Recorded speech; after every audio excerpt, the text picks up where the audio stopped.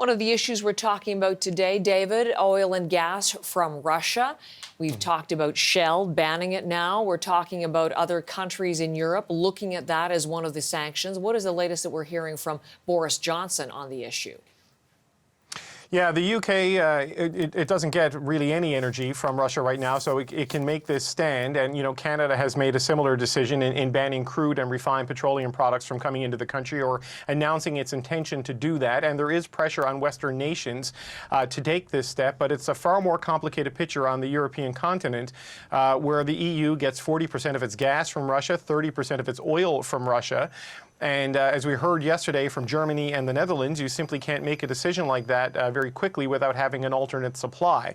Well, a plan for that is going to be released today by the European Commission. It's a series of steps to accelerate the use of green energy, to reduce the reliance on gas from Russia by 2/3 by the end of this year, and to eliminate it entirely within the next couple of years. You know, this is the sort of step that has clearly become necessary in the wake of the invasion of Ukraine by Russia. Prime Minister Justin Trudeau, when he met with Boris Johnson yesterday, saying it's become clear to the European countries that Russia is no longer a reliable partner.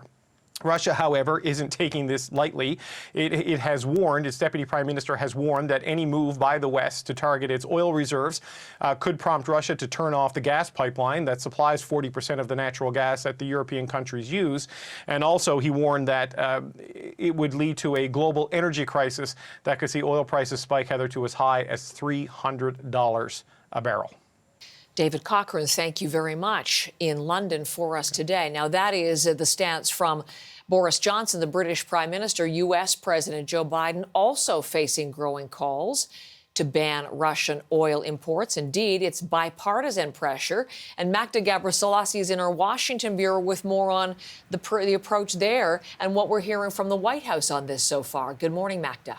Good morning. Well, Heather, right now, there's still no official decision from President Joe Biden on banning Russian oil imports just yet. But that, of course, could be because there's a lot to consider here before making this call. Now, Biden obviously wants to look like he is strong on Russia, that he's standing with allies, and he's making all the right calls with foreign policy. But then on the other side, oil is already skyrocketing. You have gas prices that have hit $6 per gallon in some states.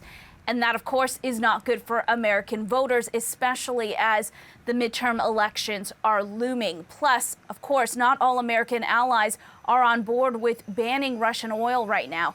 And as we know, as we just heard, that Europe relies heavily on Russian energy, so cutting it off before securing a replacement supply is a huge problem. Here's more from White House Press Secretary Jen Psaki. Europeans import about 4.5 million barrels per day of oil. So obviously we're also very well aware, as we're having these conversations and as we're consulting with our partners, that there would be, we have different capacities and capabilities. And as we just heard, EU leaders are considering opening and considering reducing their need for Russian oil while not cutting it off just yet. As for securing non-Russian supplies, well, the U.S. is already looking at other potential options to meet the demand, including looking at Saudi Arabia, Venezuela, and Iran.